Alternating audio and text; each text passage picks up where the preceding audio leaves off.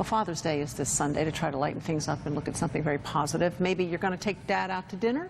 Maybe you're going to send him a card or gift or give him a call. I like all those. So we've been talking about this, and we wanted to know, because we talked about Mother's Day, so what's the history behind the day to honor dear old Dad? What do dads really want on their day? I meant dear Dad, not old Dad.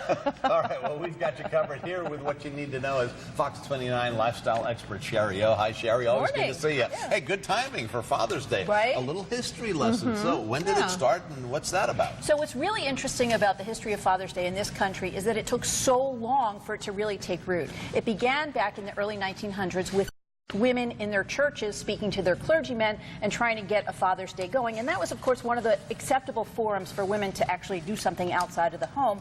And that happened in Washington and Oregon and West Virginia, different places around the country.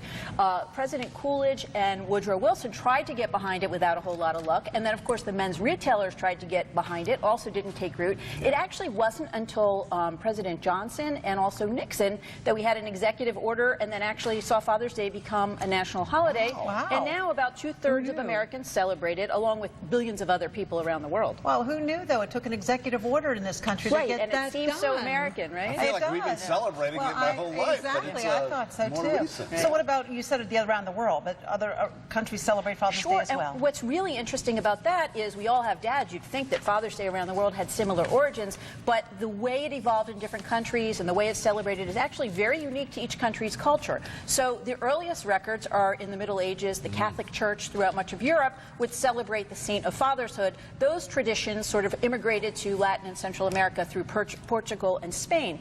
But in Russia, for example, it's always had more military roots and is celebrated that way. In Thailand, it's celebrated around the king, and actually one of the gifts is a flower that's thought to have sort of masculinity type properties to it. So even the gift giving around the world is very different. Wow, that's pretty Very cool. interesting. Speaking of gifts, I mean, you know, if you haven't gotten Dad a gift yet, what is it that fathers really want? Sure. Well, that's a good question, because we spend over $15 billion in this country. We might as well be getting them what they want.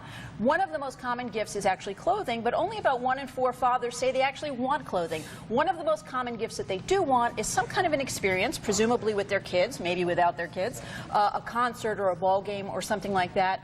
And some of the other popular gifts that dads say that they do want include electronics and tools, sporting goods, personal care things like a massage, and music and books.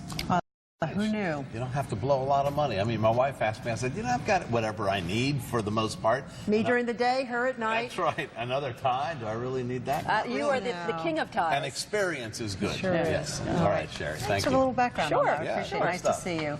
Let's send things over to Felicia for a look at the rain that's been moving through this area. Lots of